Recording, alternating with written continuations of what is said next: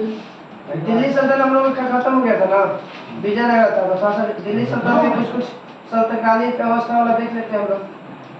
बताइएगा कि केंद्रीय प्रशासन का मुखिया किसी का माना जाता था? सुल्तान। सारा सिस्टम किसके पास नियंत्रण रहता था? सुल्तान के नियंत्रण आने वाले भूमि क्या कहते थे? बताइए कि अमीर किसके समय में सबसे ऊपर था? गैसुद्दीन के समय। सबसे नीचे कब था? बलबन और अलाउद्दीन खिलजी के समय।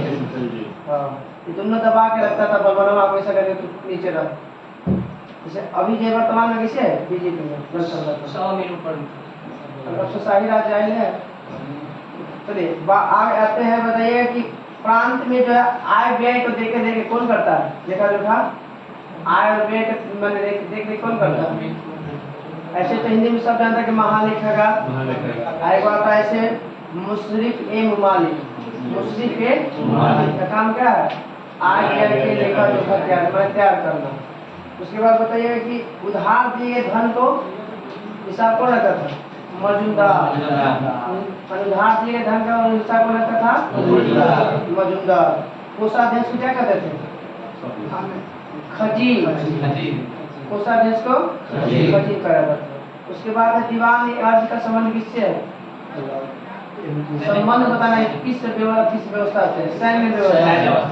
दीवान अर्ज का संबंध सैन्य व्यवस्था से। इसके प्रमुख को क्या कहते थे? आरिज ए मुमालिक।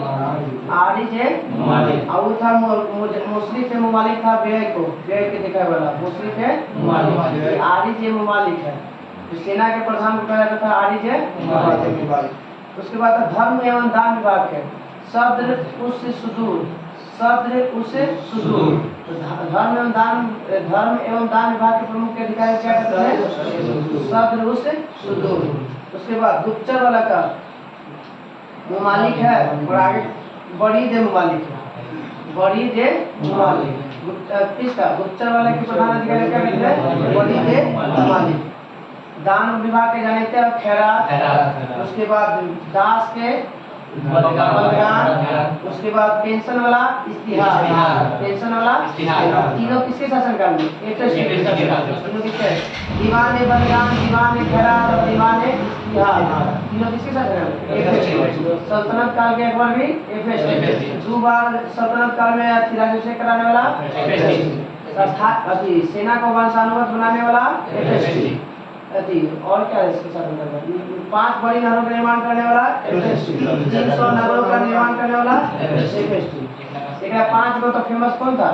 फतेहाबाद, फिरोजपुर, जौनपुर, फतेहाबाद, फिरोजाबाद और हिसार। ये 5 को इसके शासनकाल में क्या था?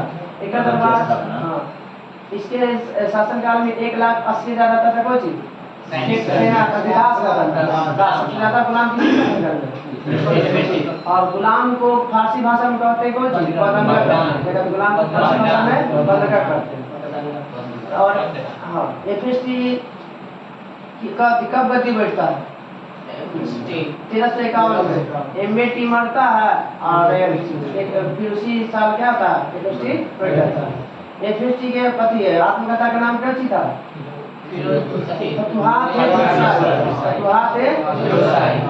खुद अपने लिखा है।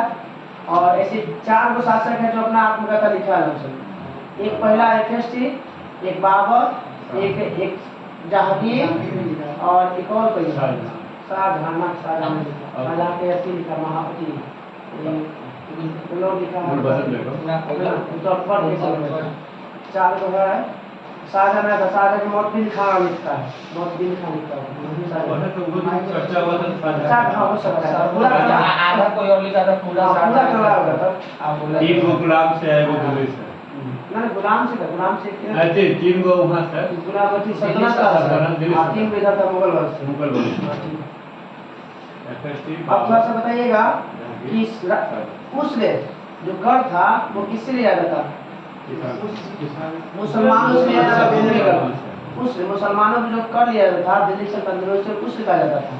और गैर मुसलमान से लिया जाता था उससे खराज जो था बची था। गैर मुसलमान से भूमि कर, मुस्लिम से लिया जाता था उसले और गैर मुस्लिम से लिया जाता था खराज। फिर था जकात। मुसलमान से लिया जाता था धार्मिक, जो संपत्ति का 40वां हिस्सा था। हाँ, ज़कात जो था कुछ था मुसलमान से, और जजिया गैर मुसलमान से, हम लोग से। और हम लोग को जजिया कर लागू करने वाला पहला शासक एफेस। हाँ, अच्छा भी काम किया था, खराब भी किया था। सुल्तान अस्थाई सेना को, सुल्तान में जो अस्थाई सेना होता है उसे क्या कहा जाता था? खास खेल। सुल्तान के समय जो अस्थाई सेना रखा जाता था उसे खास खेल। और अस्थाई सेना रखने वाला पहला शासक अलाउद्दीन नकल भी देगा। बताइएगा कि अच्छी किस्म के चावल कहाँ से मिलता था? सरस्वती से।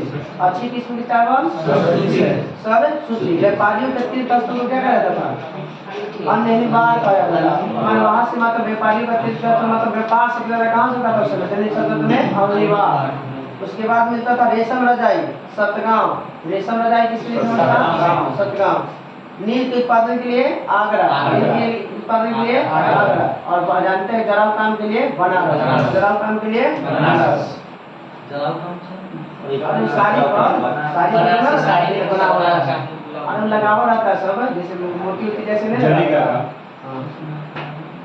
बताइए घोड़ा कहाँ से मिलाया जाता था? अच्छी नस्ल घोड़ा 3 देश में मिलाया जाता था। एक रूस से, एक अरब से, एक तुर्की से। रूस से, अरब से, तुर्की से। और हाथी जो अच्छा मंगाया था कहाँ से? बंगाल। फेमस था बंगाल हाथी के लिए। और इसमें तो कुछ बताइएगा। दीवान है मुफ्त खराज किसके समय में बनाया गया था? खिलजी के समय। किसके समय? दीवान एक कोई या अमीर एक कोई, एक के बात है। एमबीटी के शासन का कृषि से संबंधित था। दीवान एक कोई या अमीर एक कोई किस से था? कृषि से। एक दीवान है अर्ज बलबल और सेना संबंधित था। और दीवान है मुख्तरा कोची था? पैसा कोची था, भीख से। दीवान है कोची मुख्तराज, मुख्तराज कोची से? पैसा कोची मतलब मतलब से। और दीवान है अर्ज सैन्य से। बलबल अपने आप को जिले इलाही कर के रथ को बैठा था, मतलब ईश्वर का दूत, ईश्वर का दूत। हाँ, जिले इलाही स्वयं घोषित किया था। हाँ, अपने आप को मानता था कि हमको भगवान कहते हैं, इसलिए तो उनको हम शासन कर रहे हैं। अल्लाह के दूत। अल्लाह नहीं, भगवान। अल्लाह के दूत। चलिए अब आते हैं हम लोग विजयनगर साम्राज्य। विजयनगर साम्राज्य की स्थापना कब जानते हैं? किसके शासनकाल में हो गया था? उसके शासनकाल में कौन स्थापना हुआ था? उसका बहमानी साम्राज्य हुआ था 1347 में। तो विजयनगर साम्राज्य में हरिहर और बुक्का 2 भाई थे, और इसके परिवार में कितने भाई थे? 5 भाई थे। शाब्दिक अर्थ क्या था विजयनगर का? जीत का शहर। अब बताना है कि हरिहर बुक्का ने किसके आशीर्वाद से विजयनगर की स्थापना करता है? विद्यारण्य संत के आशीर्वाद लेकर करता है विजयनगर की स्थापना। विजयनगर का खंडहर कहाँ मिलता है? किस नदी किनारे? भद्रा नदी किनारे। बोलेगा विजयनगर के खंडहर जो किस नदी किनारे मिलते हैं? विजयवाड़ा किस नदी किनारे? कृष्णा। विजयवाड़ा कृष्णा नदी। जैसे तो भद्रा नदी। अब आते हैं हरिहर बुक्का जो संगम की स्थापना किया था, किसके नाम पे किया था? पिता के नाम। अपने पिता का नाम, उसका नाम क्या था? संगम। इसलिए अपने पिता के नाम पर संगम की स्थापना करता है। सबसे पहले गद्दी पे कौन बैठता है? हरिहर बुक्का हरिहर बैठता है। वहाँ से स्टार्ट हो जाता है द्वितीय कलाम, सब द्वितीय प्रथम द्वितीय प्रथम द्वितीय मणका अर्जुन, उसके बाद फिर द्वितीय। 1300 पहले का 20 साल कार्यकाल, दूसरा 21 साल। हाँ, पहला याद रखिएगा, पहला 20 साल कार्यकाल था, दूसरा 21 साल। तो हरिहर 20 साल, का प्रथम 21 साल, उसके बाद करता है 27 साल, फिर करता है 27 साल। हरिहर द्वितीय करता है 27 साल। कैसे 27? बताना कि विजयनगर साम्राज्य की भाषा क्या थी? आंध्र प्रदेश में तेलुगु। और तेलुगु को जो होता है इटालियन ऑफ द ईस्ट किसे कहा जाता है? तेलुगु। सबसे पुराना चीन भाषा दक्षिण का तमिल। सबसे प्राचीन भाषा तमिल होता है। और बोलेगा इटालियन ऑफ द ईस्ट किसे? Telugu. Italian of the east language में कन्नड़ ना भाई यदि वो देखी ना 22 भाषा में करना। और तमिल है, तेलुगु है, उड़िया है, संस्कृत है, फिर शास्त्रीय नृत्य मलयालम है, आइवाव है, उड़िया है लिटल हाँ उड़िया बोले बहुत छोटा असमिया शास्त्रीय भाषा 6 गो असमिया और उड़िया आइवाव था नृत्य में आता लगता है 8 गो। जैसे भाषा में 6 गो सबसे लास्ट में जुड़ा है कौन? उड़िया उड़िया जुटा है 2014 में। और 2014 में ही जुटा है कौन? अब संख्या में जैन, संख्या में जैन। आई थी ना डांस वाला असमिया ना लास्ट में। हाँ संख्या 2014 में वही लगता है 2014 या 13 क्या 13 आठों हो गया 8 में सतरिया बताना है कि हरिहर बुक्का पहले किसके वंश के शासनकाल में थे, किसके सामंत थे? क्या है हरिहर बुक्का जो था किसके सामंत था? पहले पाटना विजयनगर स्थापना उसके शासनकाल में जो स्थापना किया था वारंगल के भी था काकतीय वंश। काकतीय वंश के तक खोजी संस्थापक का बेटा आम को, मतलब काकतीय वंश का संस्थापक बेटा प्रथम आम कोंडम इसकी राजधानी थी। इतने शासनकाल में कौन था? हरिहर में बुक्का इसका सामंत था, मतलब उसको हरा कर अपने पास से अति कर लेते इसको। अब शासक था उस समय कौन? प्रताप रुद्रदेव। प्रताप रुद्रदेव। तो रुद्रदेव के मैंने समकालीन कौन था? हरिहर एवं बुक्का। हरिहर एवं बुक्का, रुद्र प्रताप देव। अब आते हैं इसके बाद 3 गो वंश हुआ। इसके बाद 3 वंश 4 गो 3 वंश। विजयनगर राज्य में 4 वंश संगम साल्लू तुल्लु अराबिडु। संगम साल्लू तुल्लु अराबिडु। संगम वंश के हरिहर बुक्का हो गया, तुल्लु हो गया, नरसी हो गया, और साल्लू का जगह वीर नरसिंह, और अराबिडु के रंग था रंग तृतीय ना कोई और था ये होगा पेरुमल है पेरुमल। हाँ तब आते हैं पहला संगम वंश का लोग हो गया। अब आते हैं साल्लू। साल्लू वंश की उतना चर्चा नहीं है, सॉरी तुल्लु वंश का फेमस कौन है राजा? कृष्णदेव। इसका जवाब में कौन सा शासक वेद मार्ग प्रतिष्ठापक की उपाधि धारण किया? नहीं, बुक्का प्रथम। वेद मार्ग प्रतिष्ठापक व से वेद व से बुक्का प्रथम। तो वेद प्रतिष्ठापक मार्ग के मैंने उपाधि धारण करने वाला शासक है बुक्का प्रथम। और हरिहर द्वितीय ने महाराजा धीराज की उपाधि धारण किया था। तो क्वेश्चन पूछता है कि विजयनगर साम्राज्य की उस शासक का नाम बताइए जो महाराजा धीराज की उपाधि धारण किया था। तो बुक्का बुक्का प्रथम तो हरिहर द्वितीय, और बुक्का प्रथम किया था कुछ वेद मार्ग प्रतिष्ठापक के धारण किया था। कि बताना है कि निकोलो कांटी किसके दरबार में आता है? निकोलो कांटी आता है देवराज प्रथम के दरबार में। निकोलो कांटी देवराज प्रथम के शासनकाल में कब आता है? 1420 में। निकोलो कांटी पहले आता है, उसके बाद आता है अब्दुल रजाक आता है, उसके बाद नुनीज आता है, उसके बाद डोमिनिक पायस आता है, और लास्ट में आता है बारबोसा। तो डोमिनिक पायस और बारबोसा किसके? कृष्णदेव राय के दरबार में। नुनीज आता है अच्युत राय के दरबार में, और अब्दुल रजाक आता है देवराज द्वितीय के दरबार में, और निकोलो कांटी आता है प्रथम के दरबार में। तो वेद मार्ग प्रतिष्ठापक किसने उपाधि दान किया? बुक्का प्रथम। महाराजा धीराज की उपाधि हरिहर द्वितीय। निकोलो कांटी देवराय प्रथम के दरबार में आता है, और इसी ने विजयनगर साम्राज्य में जो दास प्रथा का व्यवस्था है तो उसका वर्णन अपने बुक में किया। मैंने विस्तृत विवरण किसने दिया है? तो निकोलो कांटी। देवराय प्रथम विजयनगर साम्राज्य में बांध बनवाया था नदी पर। कौन सा नदी पर? सीधा सीधा याद है कि इसके साम्राज्य में कौन है? तुंगभद्रा नदी। तुंगभद्रा नदी में बांध बनाने वाला शासक कौन? देवराय प्रथम। देवराय प्रथम कौन सा उपाधि धारण किया था?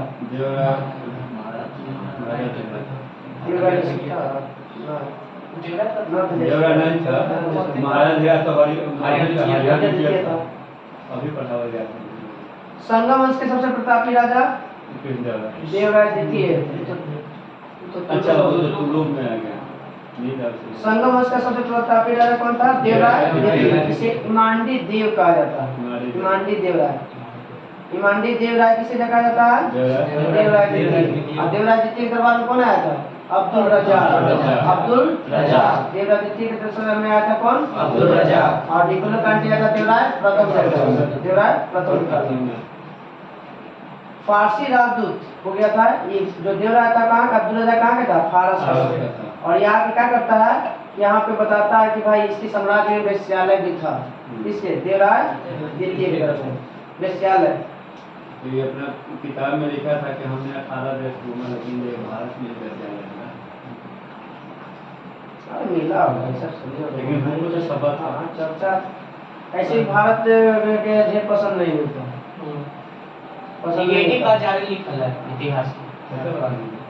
अच्छा बात लिखा गया। चलिए आगे। तेलुगु कवि कौन था? श्रीनाथ। तेलुगु कवि देवराय द्वितीय के दरबार में रहता था। तो श्रीनाथ किसके दरबार में? ऐसे भी दक्षिण भारत के श्रीनाथ जो अलग जगह श्रीनाथ बोला जाता है। तो देवराय द्वितीय के दरबार में कौन सा कवि था? श्रीनाथ। कौन? श्रीनाथ। फरिश्ता के अनुसार बताइए, फरिश्ता के अनुसार कौन सी का सिक्का चालू किया गया था? कांसा का। फरिश्ता के अनुसार कांसा का सिक्का। और तांबा था बर्नी के अनुसार। तांबा का था बर्नी के अनुसार। हाँ तो बता दे तांबा में वो आता ना तो बहुत से बर्नी आता। हाँ कांसा फरिश्ता। फरिश्ता में 100 आता है तो कांसा जोड़ लीजिए, डिलीट कीजिएगा अपने से थोड़ा सा तो ज्यादा जाएगा। वो था पंपोरन था कन्नड़ से। कन्नड़ साहित्य और एक था ठीक है तमिल साहित्य में था ये पुंगलेदी अट्टकुट्टम। पुंगलेदी अट्टकुट्टम एक और था। पुंगलेदी अट्टकुट्टम कंबन अट्टकुट्टम और पुंगलेदी का तमिल साहित्य के तीरथ में। और कन्नड़ के था पंपोरन। पंपोरन आ गए थे हम। देवराय द्वितीय जो है ना अपनी सेना में 2000 मुस्लिम सेना को रखा। ये फरिश्ता कहता है कि देवराय द्वितीय अपने जो सेना गठन किया था उसमें 2000 मुस्लिमों को क्या किया था? शामिल किया था। किसके अनुसार? फरिश्ता के अनुसार। और उन्हें जागीरें दी गई। जागीरें मतलब सुना था वेतन के बदले भूमि जो दिया जाता ना रहने के लिए, वो वेतन के बदले जो भूमि दिया जाता उसे जागीर कहा जाता। अब तो काटो तो घर ना जमीन दे देता था उसे मैं खेती बाड़ी करने के लिए तो जग बेटर किसे कहा जाता था? हाथियों का शिकारी देवराय द्वितीय को। देवराय द्वितीय के कौन? तुम याद रखिएगा। देखो हाथियों का शिकारी हो जाता है जग बेटर। जग बेटर का हिंदी होता है हाथियों का शिकारी। जग बेटर का मतलब होता है हाथियों का। और इसी को इमांडी देवराय भी कहा जाता है। देवराय द्वितीय को इमांडी देवराय। और इमांडी देवराय और इसी के शासनकाल में कौन? फरिश्ता बोलता है किसी के सेना में 2000 मुस्लिम क्या मिलता है? सेना में मुसलमानों को भी अपने साम्राज्य में स्थापना सेना बनाए हुए थे। कौन? देवराय। किसके अनुसार? फरिश्ता के अनुसार। देवराय द्वितीय ने संस्कृत ग्रंथ लिखा है। ग्रंथ इसका नाम है महानाटक सुधा नीति। तो महानाटक का सीधा सीधा सुधा नीति लिखिएगा। सुधा नीति बताइए सुधा नीति किस भाषा में है? संस्कृत भाषा में। किस भाषा में? संस्कृत भाषा। लिखा कौन था? देवराय। एवं एक और है ब्रह्म सूत्र पर भाष्य लिखा था। एक सुधा नीति और ब्रह्म सूत्र। सुधा नीति ब्रह्म सूत्र। सुधा नीति और ब्रह्म सूत्र किसने लिखा था? देवराय द्वितीय ने। भाष्य मतलब उससे संबंधी अलग होता है। भाष्य अलग है। प्रौढ़ देवराय। प्रौढ़ मतलब बुढ़ा नहीं मल्लिकार्जुन। प्रौढ़ देवराय मल्लिकार्जुन। प्रौढ़ देवराय मल्लिकार्जुन। प्रौढ़ देवराय मल्लिकार्जुन। इसका शासनकाल ठीक है नहीं। अब आते हैं साल्लू वंश। साल्लू वंश क्या होते हैं? नरसी। संगम के बाद साल्लू तुल्लू अराबिडो। तो साल्लू वंश के नरसी। विजयनगर के दूसरे राजवंश था साल्लू। साल्लू वंश के स्थापना किसने आता? साल्लू अपने नाम था। नरसी खाली जोड़ दीजिएगा नरसी। साल्लू वंश के संस्थापक नरसी। साल्लू वंश के संस्थापक ये करते हैं कितना? 21 साल। साल्लू वंश विजयनगर में कितना साल तक? 21 साल। 1485 से 1506, 1485 से 1506 नरसी का शासनकाल, नरसी नहीं पूरा साल्लू वंश का 21 साल। इसके बाद आते हैं तुल्लु वंश 1505 से लेके 1565 तक, 1505 से लेके 1500 और इसकी स्थापना करता है उनमें खाली नरसी था, इसमें वीर जोड़ देता हूँ, वीर नरसी, नरसी और वीर नरसी, साल्लू का नरसी और तुल्लु का वीर नरसी। इसका शासनकाल 1505 से लेकर 1565, 60 साल तक इसका शासनकाल, और उसका था 21 साल।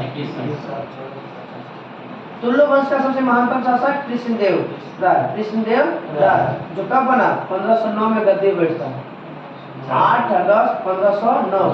तो कृष्णदेव राय गद्दी में कब बैठेगा 8 अगस्त 1509 में। कौन बैठता है गद्दी पे? इस वंश के महान शासक था तुल्लु वंश का। साल्लू तिम्मा कृष्णदेव राय का युग मंत्री सेनापति था। तो कृष्णदेव का युग सेनापति का नाम था कौन सी? साल्लू तिम्मा, साल्लू तिम्मा।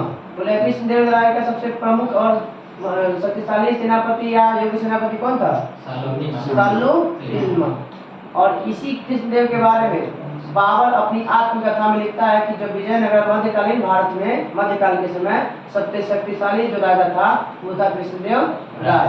क्वेश्चन पूछा हुआ है कि बाबर ने मध्यकालीन किस शासक का वर्णन अपने पुस्तक में किया? तो कृष्णदेव राय का पूछा हुआ है। वो विजयनगर कृष्णदेव राय के शासनकाल में कौन कौन आया था? बारबोसा और डोमी पायस। कौन आया था? बारबोसा और डोमी पायस, बारबोसा और डोमी पायस। 15 में आता है पहले डोमी पायस 1515 में, वही 15 से 16 के बीच में आता है कौन? Domingo Barbosa. पहले आता है डोमिंग पायस, फिर आता है बारबोसा। पहले 1515 में डोमिंग पायस, 1515 1516 में आता है बारबोसा। बारबोसा कहाँ के? पुर्तगाल, दोनों तो पुर्तगाल के। डोमिंग पायस भी कहाँ के? पुर्तगाल के, और बारबोसा भी पुर्तगाल का। सब हमारा रास्ता पूछ के दे देता है, मसाला ले जाके दे दिया। हाँ इसीलिए कहता है 60 बना, ये दे देता कितना? 23 बना। उसको पता नहीं करता था कि अब आते हैं कृष्णदेव राय के दरबार में तेलुगु साहित्य के जो 8 कवि रहता था, श्रेष्ठ कवि, उसको क्या कहा जाता था? अष्टदिग्गज। और एगो था एगो अष्टप्रधान था, मंत्री था शिवाजी में, अष्टप्रधान। फंस जाता है लोग। अष्टप्रधान मतलब 8 गो मंत्री, अष्टदिग्गज में 8 गो कवि। ये कुछ भी करता है, क्या होता है अष्टदिग्गज का अर्थ क्या होता है? अष्टप्रधान का क्या अर्थ होता है? तो 8 अष्टदिग्गज मतलब 8 कवि, महान 8 कवि, और अष्टप्रधान मतलब 8 महामंत्री। वो था शिवाजी के शासनकाल में अष्टप्रधान। कह रहा है कि अष्टदिग्गज तेलुगु कवियों में सबसे प्रमुख था अलसनी पद्देन। अलसनी पद्देन बोलेगा कि कृष्णदेव के दरबार में सबसे प्रमुख कवि कौन? अलसनी पद्देन। संस्कृत और तेलुगु दोनों भाषाओं का विद्वान था। कौन? अलसनी पद्देन। किस कौन सी भाषा? संस्कृत का भी था और तेलुगु का भी था। तेलुगु कविता का पितामह कहा जाता था इसे। हाँ, तेलुगु कविता का पितामह, आंध्र कविता का पितामह भी इसे कहा जाता है। और तेलुगु क्या कहता है? तेलुगु साहित्य का क्लासिक युग किसे कहा जाता है? तेलुगु साहित्य को क्लासिक युग कहा गया। इसके शासनकाल को इसी के शासनकाल में 8 कवि था महान। तो तेलुगु साहित्य का क्लासिक युग किसे कहा जाता है? तो इसके शासनकाल को कृष्णदेव राय के शासनकाल कहा जाता है। हाँ, इसने 3 उपाधि धारण किया था। इसे कहा जाता है कोची आंध्र भोज, आंध्र पितामह, और एक आंध्र भोज, अभिनव भोज और आंध्र पितामह कहा जाता है इसे। आंध्र भोज, अभिनव भोज, आंध्र पितामह, आंध्र भोज, अभिनव भोज, आंध्र पितामह। क्या क्या उपाधि धारण किया? आंध्र भोज, अभिनव भोज और आंध्र पितामह। इसने अपनी माँ के नाम पर एगो नगर की स्थापना किया था। पूछा दरोगा पे नांगलपुरम। हाँ, दरोगा के लिए था नांगलपुरम। अपने उसके माँ का नाम पे अपने आप को क्या रखा? नांगलपुरम या नांगलपुर खाली से माँ का नाम नांगलपुरम। नांगले से गुस्सा नागो देखो जाएगा। कृष्णदेव के ने तेलुगु में अमुक्तमाल्यद और संस्कृत में जामवंती कल्याणम और गुस्सा परिणय की रचना की है, जिसने 3 गो पुस्तक लिखा है। एक तेलुगु भाषा में अमुक्तमाल्यद किस भाषा में? तेलुगु भाषा में। और संस्कृत में 2 गो, जामवंती कल्याणम और गुस्सा परिणय। जामवंती कल्याणम और गुस्सा परिणय, जामवंती कल्याणम और गुस्सा परिणय कोची में? संस्कृत में। और तेलुगु में कौन सा? अमुक्तमाल्यद। लेखक कौन? कृष्णदेव राय। विजयनगर साम्राज्य में कौन सा लिपि का प्रयोग होता था? नंदिना गढ़ी लिपि का। नंदिना गढ़ी लिपि का। नंदिना गढ़ी लिपि का। तो कृष्णदेव राय जो उस समय था, उसके समय में कौन सा लिपि था चलता था? नंदिना गढ़ी लिपि। नंदिना गढ़ी लिपि का प्रयोग होता था। नागलपुर नगर की स्थापना हजाराराम, विठल स्वामी मंदिर, सब चिदम्बरम मंदिर, पार्वती के मंदिर एवं कांची में बदराज, एकबरनाथ मंदिर, ये सब किसने करवाया था? ये सब नया जोड़ा है। नया जोड़ा इसका मतलब क्वेश्चन पूछा हुआ है, और क्वेश्चन पूछा हुआ तो पूछबे करेगा। विठल स्वामी मंदिर में हाँ, विठल हजाराराम मंदिर, विठल स्वामी मंदिर, चिदम्बरम मंदिर, पार्वती की मंदिर, बदराज और एकम्बरनाथ का मंदिर, ये सब के कौन है? कृष्णदेव राय संस्थापक है। कृष्णदेव राय संस्थापक है। मात्र शासन के 20 साल बाद मृत्यु हो जाता है। हाँ, मतलब 1509 में तो बैठता है गद्दी पे और 1529 में मर जाता है। हाँ, तुल्लु वंश का अंतिम शासक सदाशिव। तुल्लु वंश का अंतिम शासक सदाशिव। तुल्लु वंश का अंतिम शासक सदाशिव। 1565 में वो युद्ध होता है, तालीकोटा का युद्ध। इसी को राक्षसी तंगड़ी या बन्नी हट्टी, राक्षसी तंगड़ी या बन्नी हट्टी या तालीकोटा का युद्ध 23 जनवरी 1565। 23 जनवरी 1565 विजयनगर साम्राज्य होने का मुख्य कारण यही युद्ध था। विजयनगर साम्राज्य होने का मुख्य कारण पता नहीं आपको बर्बाद होने का कारण। मुख्य कारण कौन सा? तालीकोटा या बन्नी हट्टी या राक्षसी तंगड़ी। ये विजयनगर साम्राज्य और बहमनी साम्राज्य दक्षिण की जो होता है ना, बहमनी साम्राज्य वो कहा दुआब के लिए 3 गुना दुआब रहता है ना, दुआब पर अधिकार करने के लिए। कहा कि वहाँ कुछ कृषि ज्यादा होता है ना, खेती ज्यादा होता है, इसीलिए दुआब पर अधिकार करने के लिए जगह करता है।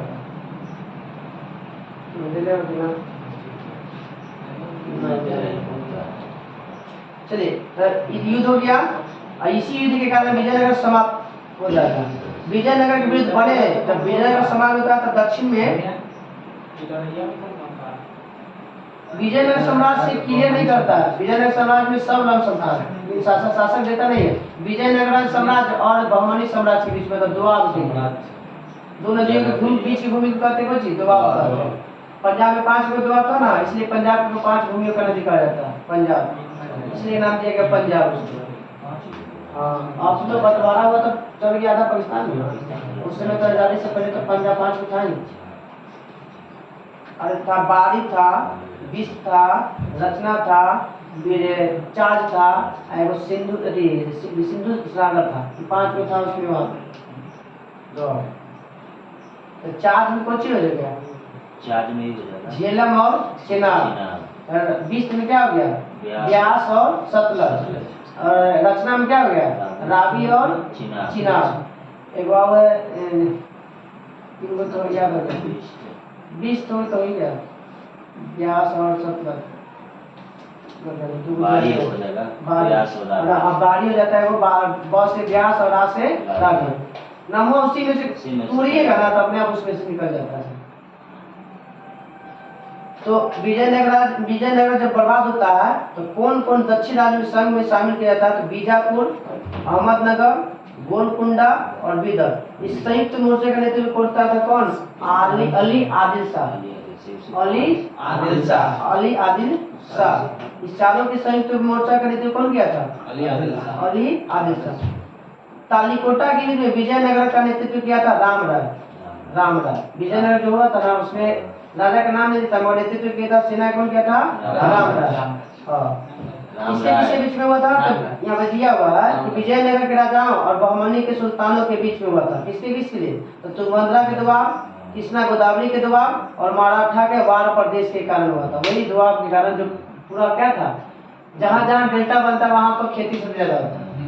डेल्टा जहाँ बनेगा वहाँ पर खेती सबसे ज्यादा होगा और इसीलिए इसी कारण दिया पहली बात की मेन बात है कि सबसे ज्यादा अच्छा मिट्टी रहता है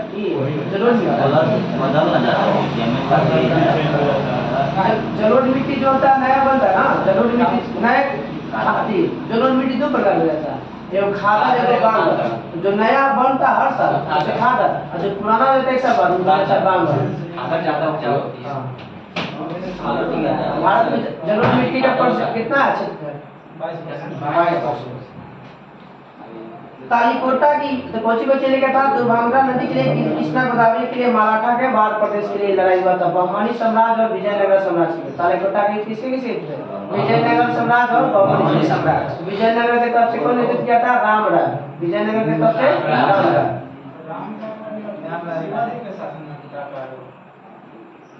ओके, शिवाजी इसमें कहाँ होगा? राजा राम।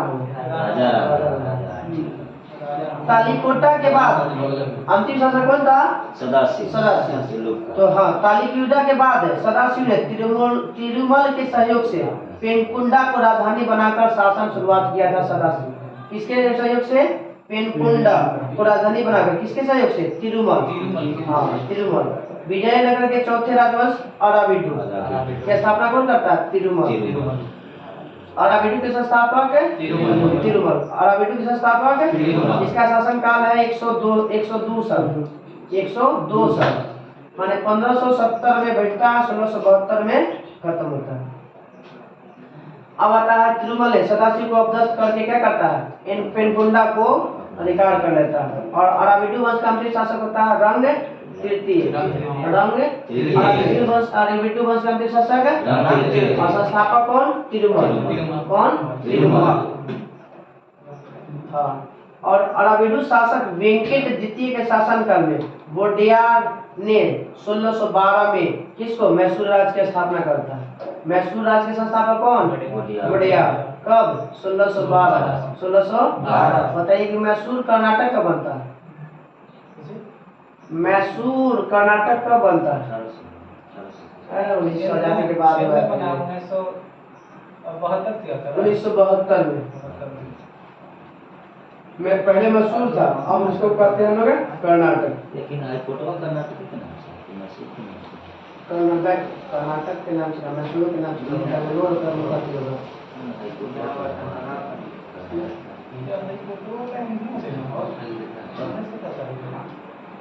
ना ऊपर ना ठीक था तो वाला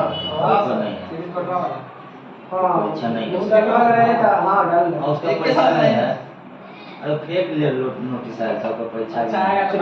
तो मैसूर की स्थापना कब किसने किया था? तो 1612 में वोडेयार। 1612 में वोडेयार। विजयनगर के साम्राज्य में सबसे अंत है कि घटते क्रम में दिया हुआ। तो सबसे बड़ा प्रांत, उसके बाद कोट्टम, उसके बाद मेला नाडू, नाडू के बाद उर।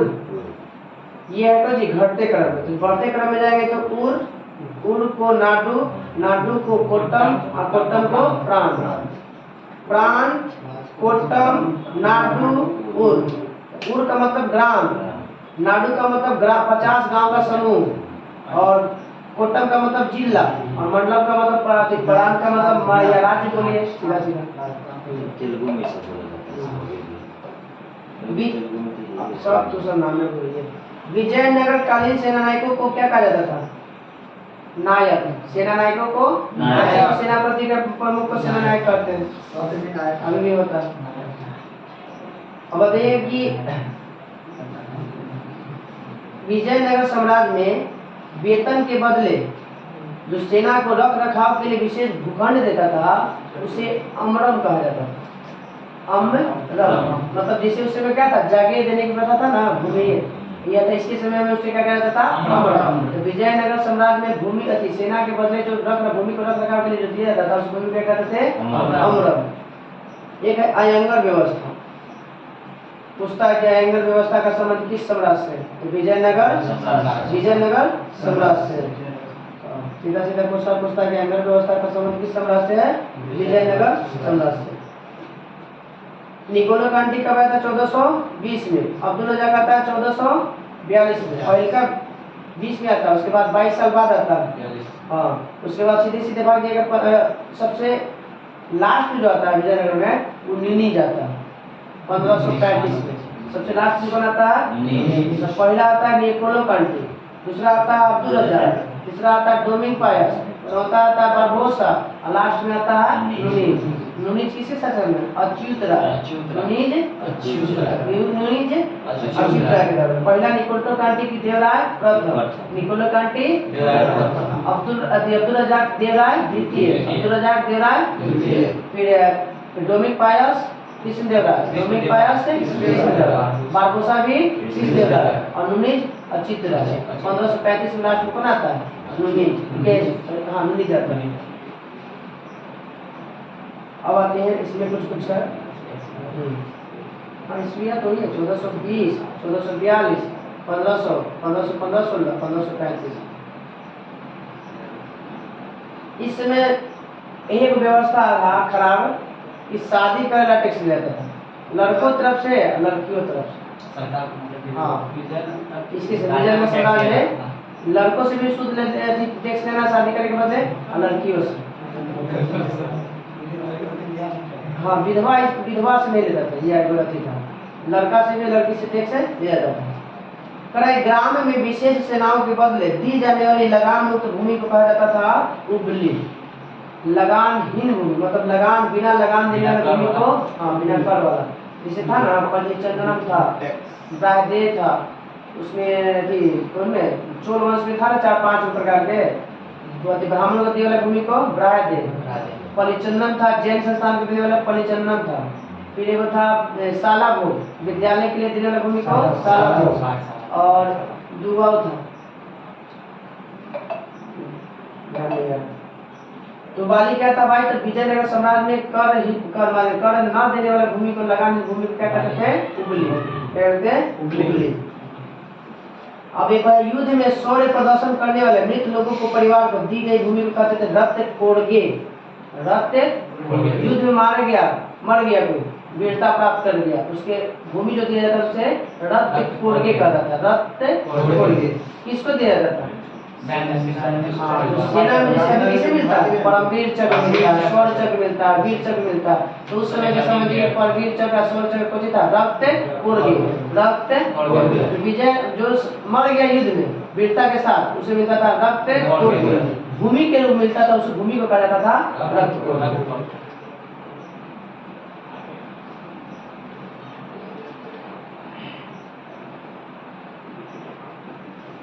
इसके दरबार में जैसे था ना अंग्रेजी का चंद्रगुप्त के दरबार में महिला सोना चांदी पहन के चारों तरफ पालकी के चारों तरफ घूमता था ना चंद्रगुप्त के, उसमें वो तोता था प्रशिक्षित और चारों तरफ घूमते रहता था। तो उसी तरह से अंगरक्षिका इसी के शासनकाल में भी रहता था, महिला बन के राजा के चारों तरफ। विजयनगर सम्राट में अंगरक्षिका के रूप में महिला काम करती थी राजा के चारों तरफ। अंगरक्षिका 2 जगह चर्चा, एक मौर्य चंद्रगुप्त मौर्य में और एक विजयनगर सम्राट में। पालकी में राजा चलता था और चारों तरफ महिला गए। उसके बाद था पुरुष सेना। महीने पहले खाना को मिलता था पहले, हाँ, 3 से 4 दिन एक जगह पर नहीं ठहरता था उस समय। डर था ना उसको, डर था बहुत सारा पीछे लगा था मारेगा ना। हाँ, विजयनगर सैन्य विभाग को कहा जाता था कदाचा। सैन्य विभाग कहा जाता था कदाचा। और इस विभाग के उच्च अधिकारी को दंड नायक या सेनापति। सैन्य विभाग के उच्च अधिकारी को दंड नायक या सेनापति कहा जाता है। और टकसाल विभाग को जोड़ी खाना कहा जाता था। टकसाल मतलब जहाँ पर मुद्रा छपता, मुद्रा मोची वाला सिक्का पत्र नहीं, सिक्का। तो टकसाल वाला को क्या कहता था? जोड़ी खाना। टकसाल विभाग को क्या कहता था? जोड़ी खाना। उत्तर भारत से दक्षिण भारत में आकर जो बस जाता था लोग, उसे बड़वा कहा जाता था। इस था ना रामानंद ने कुछ किया था, प्रति धर्म का प्रसार करने के लिए उत्तर भारत से कोची गया था, दक्षिण भारत से उत्तर भारत ले गया था कौन? रामायण प्रसार कर गया था ना 6वीं शताब्दी में। वही इसमें कहा था उत्तर भारत से दक्षिण भारत में जाकर जो बसता था उसे बड़वा कहा जाता था। बड़वा किसे कहते थे? तो विजयनगर सम्राट में कोई व्यक्ति अगर उत्तर भारत से जाकर दक्षिण में बस गया उसे बड़वा कहते थे। आज था वही था आज था मनुष्य के इसमें खरीदने बेचने की प्रथा था। मनुष्य को खरीदने बेचने की प्रथा था इसमें, और उसको कहते थे वेश बग। तो विजयनगर सम्राट में मनुष्य को खरीदने बेचने की प्रथा को क्या कहता था? वेश बग कहा जाता था। वेश बग का संबंध किससे है? तो व्यक्ति मनुष्य को खरीदने बेचने का और सीधा दास बनाने की व्यवस्था था। पर्दा प्रथा का प्रचलन नहीं था इसमें, कोई पर्दा में नहीं रहता, परंतु हाँ सती प्रथा का विद्यमान था। बाल विवाह सामान्य प्रथा था, बच्चा में शादी कर देना, फिर उसके बाद सती होने का प्रमाण था। वो कैसा? स्वैच्छिक था, किसी की इच्छा कोई नहीं का जबरदस्ती कर सकता है। अगर हमारी इच्छा है तो अपने पति के साथ जल सकते हैं, अन्यथा नहीं था। वो था ना कि हाँ वो पूछना पड़ता था किसके शासनकाल में? अलाउद्दीन खिलजी में था, नहीं 21 में था। जो सतुल्ला के शासनकाल में पूछना पड़ता था कि हम जलेंगे या नहीं जलेंगे। अब आते बिना आदेश दिए नहीं कराना। विजयनगर के मंदिर स्थापत्य की एक विशेषता थी कल्याण मंडप। तो बोले कल्याण मंडप का संबंध किससे है? तो मंदिर से। कल्याण मंडप का संबंध 1000 स्तंभों वाला को कहते थे गोपुरम। ऐसे गोपुरम होता है दक्षिण भारत के मंदिर के प्रवेश द्वार को कहा जाता है गोपुरम। जैसे कोई भी एंट्री पॉइंट होता है मंदिर का, जैसे बाहरी होता है एक होता है मुख्य द्वार। तो मुख्य द्वार नहीं, जो हम इंटर करते हैं ना उसको दक्षिण भारत में कहते हैं गोपुरम। क्या कहते हैं? गोपुरम। एक आमरम था कोई चीज, सेना को दिया जाता था भूमि, भूखंड रख रखाव के लिए अमरम था, और यह था गोपुरम। तो मंदिर के प्रवेश द्वार क्या कहता था? गोपुरम।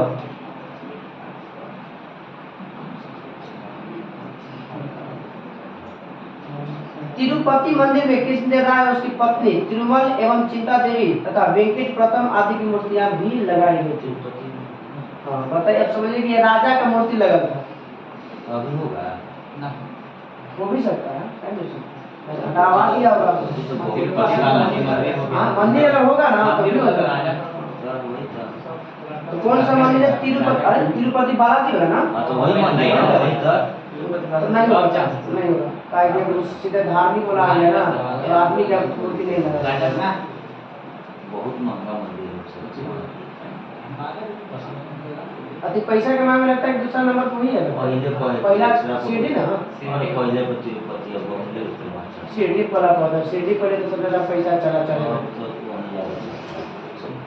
तो बोले किस मंदिर में कृष्णदेव राय और उसकी पत्नी चिंता देवी, कृष्णदेव राय की पत्नी का नाम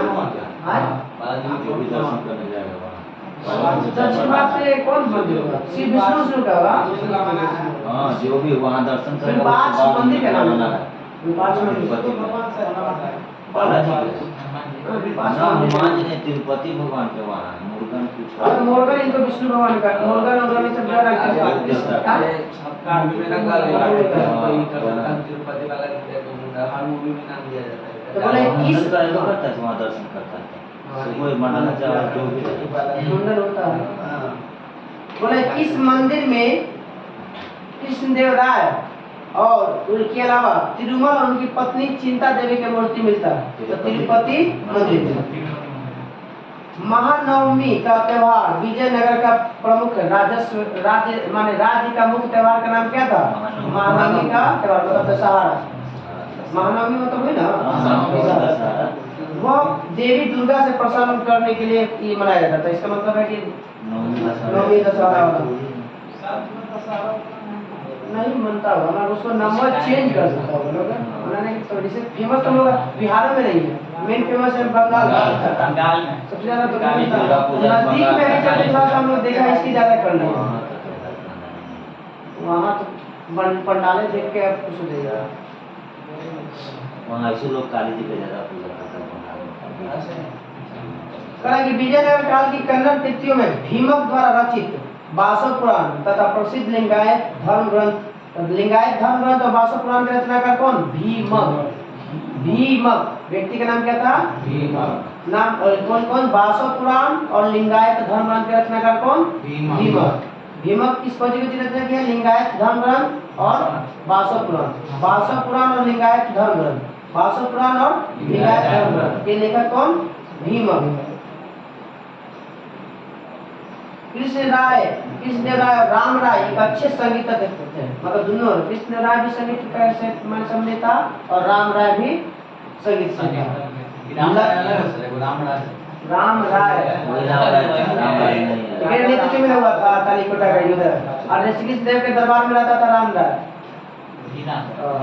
लक्ष्मी नारायण, हाँ, लक्ष्मी नारायण कृष्ण देव राय का दरबारी संगीतकार था। तो बोले कि कृष्ण देव के दरबार में जो संगीतकार कौन था? लक्ष्मी नारायण। संगीतकार कौन? लक्ष्मी नारायण। किसके दरबार में? कृष्ण देव के दरबार में कौन सा संगीतकार फेमस था? लक्ष्मी नारायण।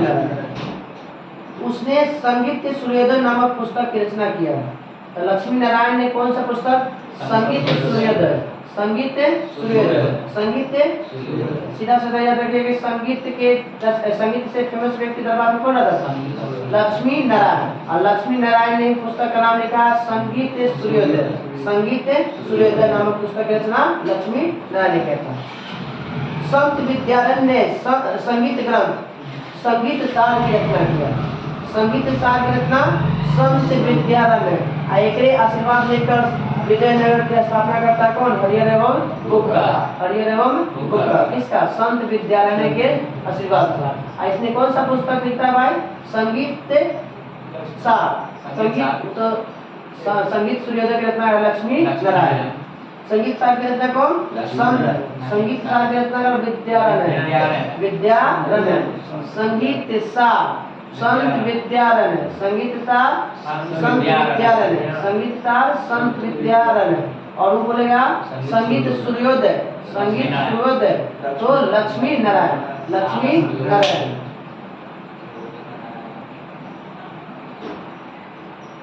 इसके शासनकाल में सबसे प्रसिद्ध वाद्य यंत्र था वीणा, जो सबसे प्राचीनतम वाद्य यंत्र है।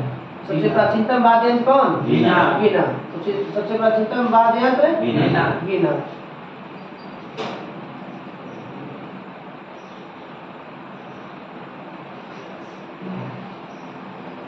बताना है कि कौन सा चित्रकला था विजयनगर का फेमस, जिसमें रामायण महाभारत का पेंटिंग मिलता था। तो नाम है लिपाची कला। उस चित्रकला का नाम क्या है? लिपाची कला। चित्रकला का नाम क्या है? लिपाची कला। लिपाची कला में किस किस से संबंधित है? तो रामायण और महाभारत। रामायण और महाभारत। रामायण और मधुबनी कली में भी दुगो था ना, एगो जमीन पे है, एगो दीवार पे। एगो चित्र के लिए था, एगो जमीन पे था।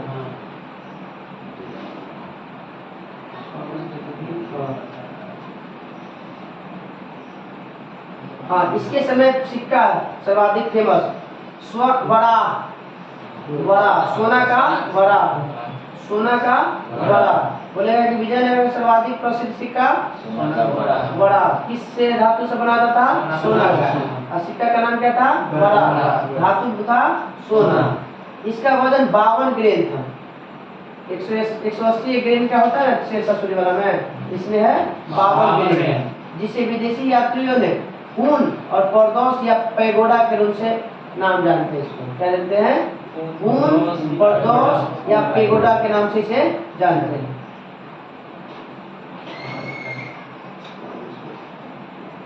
इस तरह से हम लोग का खत्म हो गया विजयनगर साम्राज्य खत्म। कल का होमवर्क हो गया हम लोग का बहुमनी साम्राज्य। बस बहुमनी साम्राज्य हो गया कल का होमवर्क हम लोग का। चलिए स्टार्ट हो गया। ज्योग्राफी का हम लोग होमवर्क था विश्व के प्रमुख फसल और उत्पादक के देश और विश्व के प्रमुख खनिज और उत्पादक देश। पीछे वाला हम लोग देख लेते हैं, पीछे वाला एक बार दो बार। तो बताइए कि पछाव बादल का आकार कैसा होता है?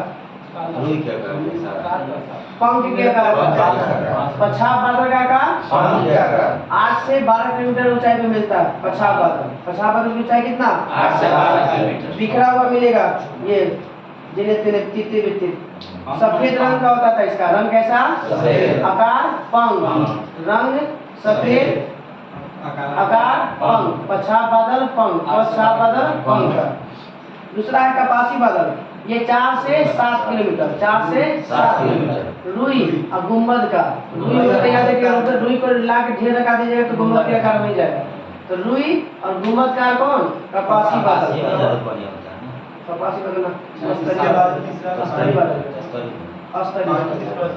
हाँ अस्तरी बादल मतलब पूरा छेकने वाला पूरा सीधे सीधे जो लगा आकाश से घेर लेगा 50 किलोमीटर 100 किलोमीटर हमेशा वर्षण का गुण इसी ही पाया जाता है अस्तरी बादल में सतत वर्षण का गुण किस में अस्तरी बादल में अस्तरी बादल में क्या आता है हमेशा वर्षण के गुण पाया जाता है किस बादल में अस्तरी बादल में और यह मिलता है 2 या 3 किलोमीटर की ऊंचाई पर 2 या 3 किलोमीटर सबसे नजदीक में पहले का था पछाड़ बादल 8 से 12 किलोमीटर कपासी 4 से 7 किलोमीटर और अस्तरी बादल 2 से 4 किलोमीटर सबसे नीचे यही वर्षा मैं उसके बाद वर्षा बादल आएगा वर्षा बादल का रंग काला जब काला हो जाता है स्लेटी रंग का तो समझिए घनघोर वर्षा होगा याद रखिए वर्षा 3 प्रकार के बताए थे संवहनीय वर्षा पर्वतीय वर्षा और एक होता चक्रवातीय वर्षा तो चक्रवात बताए थे कि चक्रवात में बाहर से हवा आता है केंद्र की ओर दाब कम होता है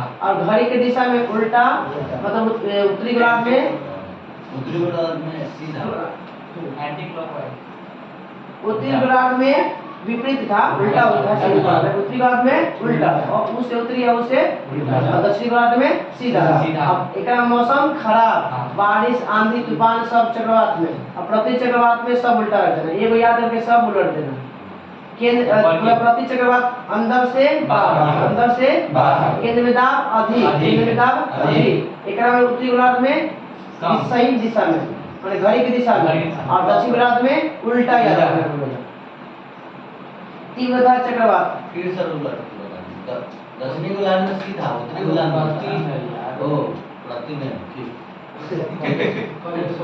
चक्रवात में याद रखिएगा बाहर से अंदर केंद्र में दाब कम उत्तरी गोलार्ध में उल्टा घूमेगा दक्षिणी गोलार्ध में सीधा घूमेगा एकल उल्टा कर देना एकरा में होता है कि प्रति चक्रवात में वर्षा होता है आंधी आता है तूफान आता है मौसम खराब रहता है और इसका उल्टा याद रखना है सब प्रति चक्रवात उधर से अंदर आता है तो अंदर से बाहर आता है केंद्र में उसका दाब कम होता है तो इसमें केंद्र का दाब अधिक होता है इसका जो है घड़ी की तेजी उत्तरी गोलार्ध में घड़ी का उल्टा चलता था इस सीधा चलेगा उत्तरी गोलार्ध में और दक्षिणी गोलार्ध में चलता था सीधा तो चलेगा दक्षिणी गोलार्ध में उल्टा क्योंकि मौसम खराब रहता था ये मौसम रहेगा साफ क्लियर चक्रवात में 3 फेमस याद रखिएगा tornado 325 kilometre tornado 325 kilometre hurricane 121 kilometre hurricane typhoon 160 kilometre ये सबसे मजबूत होता है कौन टॉर्नेडो टॉर्नेडो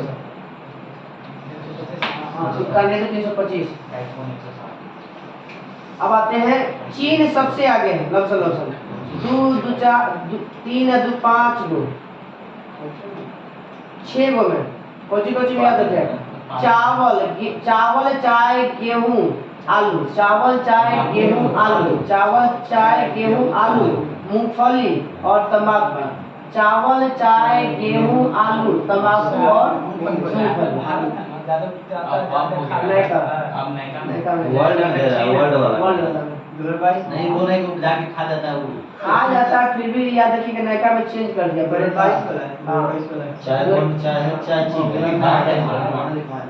6 गो गेहूं चावल चाय तंबाकू मूंगफली और आलू ये सब पहला स्थान पे कौन चीन और सब में भारत दूसरा स्थान सब में भारत है पहला स्थान पे चीन और दूसरा स्थान पे भारत पहला स्थान पे चीन और चावल चाय गेहूं तंबाकू आलू और मूंगफली ये सब पहला स्थान पे चीन और दूसरा स्थान पे भारत अब आते आगे रबर थाईलैंड ऐसे सब जानते हैं कि रबड़ थाईलैंड। गन्ना ब्राजील, गन्ना ब्राजील, गन्ना ब्राजील। मोटा अनाज में अमेरिका, मोटा अनाज में मोटा अनाज में अमेरिका। तो मोटा अनाज में पहला स्थान पे अमेरिका, दूसरा स्थान पे चीन। मोटा अनाज में पहला स्थान पे अमेरिका, दूसरा स्थान पे चीन। कपास भारत, कपास भारत। दूसरा स्थान पे चीन, दूसरा स्थान पे चीन। बदली कर ले। कपास पहला स्थान पे भारत, दूसरा स्थान पे चीन। पहला स्थान पे भारत, दूसरा स्थान पे चीन। गन्ना पहला स्थान पे ब्राजील, दूसरा स्थान पे भारत। पहला स्थान पे ब्राजील, दूसरा स्थान पे भारत। गन्ना उत्पादन में कितना महीना लगता है? 7 महीना। कितना? 7 महीना। बताइए विश्व का दूसरा सबसे बड़ी घास कौन? गन्ना, दूसरा गन्ना। हाँ याद रखिएगा कि गन्ना एक प्रकार का घास है, बांस भी एक प्रकार की घास। पहला बड़ा घास बांस, दूसरा सबसे बड़ी घास गन्ना। अब आते कहवा। कहवा और गन्ना दोनों ब्राजील, कहवा और गन्ना दोनों ब्राजील, कहवा और गन्ना दोनों ब्राजील। कहवा दूसरा स्थान पे वियतनाम। याद रखिए ये जब वियतनाम अलग है ना तो पूछ सकता है। वियतनाम पे नहीं उतरी, कौन है यहाँ पे? नाम बताओ। उत्तरी वियतनाम और दक्षिणी वियतनाम में हाँ 17वीं समानांतर रेखा किसे किसे बीच में? उत्तरी वियतनाम और दक्षिणी वियतनाम। 17वीं उत्तरी वियतनाम और जीरो किसके किसके बीच में? भारत और बांग्लादेश की। जीरो भारत और बांग्लादेश की। 24 वो अथी वाला कक्षगण और भारत में। हाँ तो 24 किसके किसके बीच में? 24 समानांतर भारत और पाकिस्तान, भारत और पाकिस्तान। जीरो भारत और बांग्लादेश। 17 वियतनाम, उत्तरी वियतनाम और दक्षिणी वियतनाम। 38वीं उत्तरी कोरिया और दक्षिणी कोरिया। उत्तरी कोरिया और 49वीं है उत्तरी अमेरिका और कनाडा, अमेरिका और कनाडा। दलहन में भारत, दलहन में भारत। दलहन कपास जूट में 3 चीज में भारत। दलहन कपास और जूट, दलहन कपास और जूट, दलहन कपास और जूट, दलहन कपास और जूट, दलहन कपास और जूट। जूट की पहली फैक्ट्री कब खोली गई थी? 55 में, 1800। याद रखिएगा सूती के बाद जूट स्टार्ट होता है। 1854 में पहला सफल कारखाना खुलता है नाना भाई कबास डिडावर के नेतृत्व में 1854 में। और एक साल बाद 55 में जूट की खोलता है बंगाल में, यहाँ पे इस्लाम। तो जूट, कपास और दलहन में पहला स्थान पे भारत, पहला स्थान पे भारत। जूट में दूसरा स्थान पे याद रखिएगा बांग्लादेश, दूसरा में। क्वेश्चन पूछता है कि आजादी के बाद में सबसे ज्यादा हानि किस क्षेत्र में आया था, किस फसल में? जूट वाला। कहा है कि सारा जूट वाला चल गया था अति क्षेत्र रह गया था फैक्ट्री भारत। उत्पादन कहाँ से होगा? हानि में तो जगह करेगा, लॉस तो होगा करेगा, फैक्ट्री फ्री हो जाएगा। उस सब होगा ना, तो फैक्ट्री स्थापित कर सकता है तुरंत। जमीन नहीं है कैसे कीजिए? नारियल बताइएगा। इंडोनेशिया, नारियल पहला स्थान पे नारियल में, दूसरा में भारत, दूसरा स्थान पे भारत, दूसरा स्थान पे चुकंदर में रूस, चुकंदर में रूस, चुकंदर में पहला स्थान, चुकंदर में पहला स्थान, चुकंदर में दूसरा स्थान अमेरिका, दूसरा अमेरिका। चुकंदर में दोनों एंटी याद रखिए, पहला पे रूस, दूसरा पे अमेरिका। चुकंदर में रूस और अमेरिका, रूस और अमेरिका। पहला स्थान पे रूस चुकंदर उत्पादन में और दूसरा स्थान पे अमेरिका। पता नहीं कहीं रेपसीड को चीज को जोड़ दिया, रेपसीड नया। रेपसीड है पहला स्थान पे Canada, rapeseed Canada, rapeseed Canada, rapeseed दूसरा स्थान पे चीन, दूसरा स्थान पे रेपसीड पहला स्थान पे कनाडा, रेपसीड पहला स्थान पे कनाडा, दूसरा स्थान पे सोयाबीन बताइएगा। ब्राजील 3 में था, गन्ना में, कहवा में और सोयाबीन में। कहवा, गन्ना और सोयाबीन, कहवा, गन्ना, सोयाबीन, कहवा, गन्ना, सोयाबीन। पहला स्थान कौन? ब्राजील। और दूसरा स्थान पे यूएसए सोयाबीन, दूसरा स्थान पे ऐसे दक्षिणी में क्या था ना, वो अर्जेंटीना था शायद सोयाबीन सूरजमुखी और चुकंदर दोनों याद रखिएगा। कहाँ? रूस। चुकंदर और सूरजमुखी, चुकंदर और सूरजमुखी और दूसरा स्थान पे यूक्रेन है। तो याद रखिएगा यूक्रेन का फेमस चल रहा है लड़ाई, हो सकता है कि डाल भी सकता है। हाँ, दूसरा स्थान पे यूक्रेन, पहला स्थान पे रूस है सूरजमुखी में, और दूसरा स्थान पे यूक्रेन, पहला स्थान पे रूस और दूसरा स्थान पे यूक्रेन। बताइए चीन पहला को जो चीन चावल, गेहूं, चाय, आलू, मूंगफली और तंबाकू। पहला स्थान पे चीन, दूसरा स्थान पे भारत। उसके बाद मक्का पहला स्थान पे यूएसए, मक्का पहला स्थान पे यूएसए, दूसरा में चीन, दूसरा में चीन। कपास में पहला स्थान पे भारत और दूसरा पे चीन। मक्का में पहला स्थान पे यूएसए, दूसरा स्थान पे चीन। गन्ना में पहला स्थान पे ब्राजील, दूसरा स्थान पे भारत। रबर में थाईलैंड और दूसरा स्थान पे इंडोनेशिया, रबर में थाईलैंड और दूसरा स्थान पे इंडोनेशिया। कहवा में ब्राजील और वियतनाम, कहवा में ब्राजील और वियतनाम, कहवा में ब्राजील और दलहन में भारत और स्पेन, दलहन में भारत और स्पेन, मतलब पहला स्थान में भारत और दूसरा स्थान पे स्पेन। जूट में पहला स्थान में भारत और बांग्लादेश, भारत और भारत और बांग्लादेश। जूट में भारत पहला भारत, दूसरा बांग्लादेश। हाँ, जूट में पहला भारत, दूसरा बांग्लादेश। आजादी के समय में सबसे ज्यादा लोग समझता उसमें।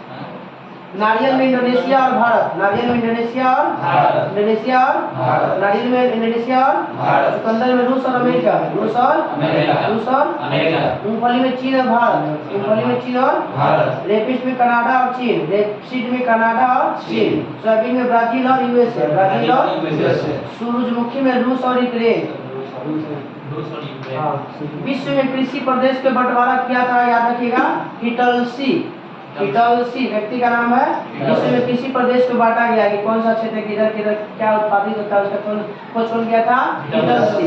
तो कृषि के क्षेत्रों को बंटवारा किसने किया था? हिटलसी ने। किसने? हिटलसी। अब हम लोग आते हैं खनिज उत्पादक देश।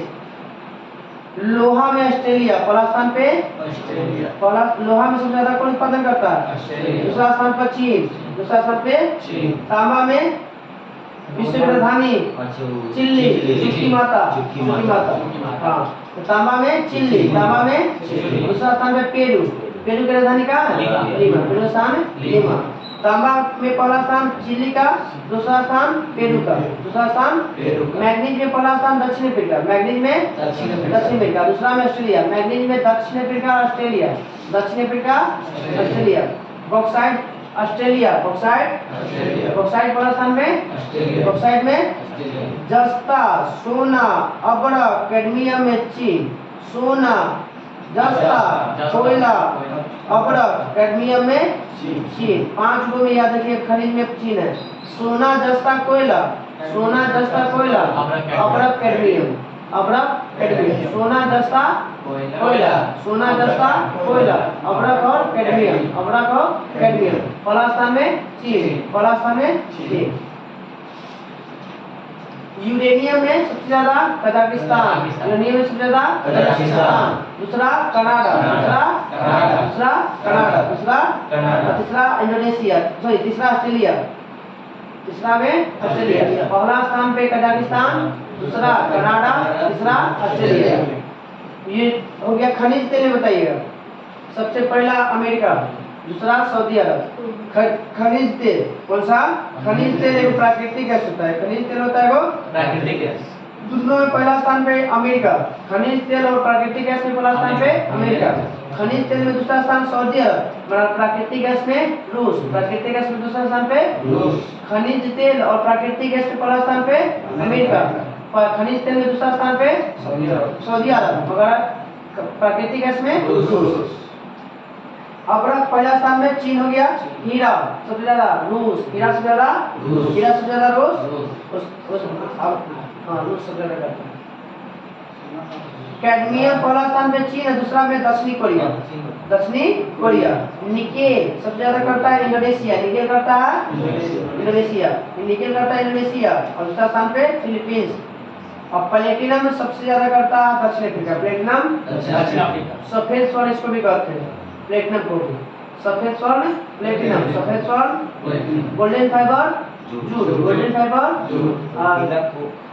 यूरेनियम, पीला के यूरेनियम को।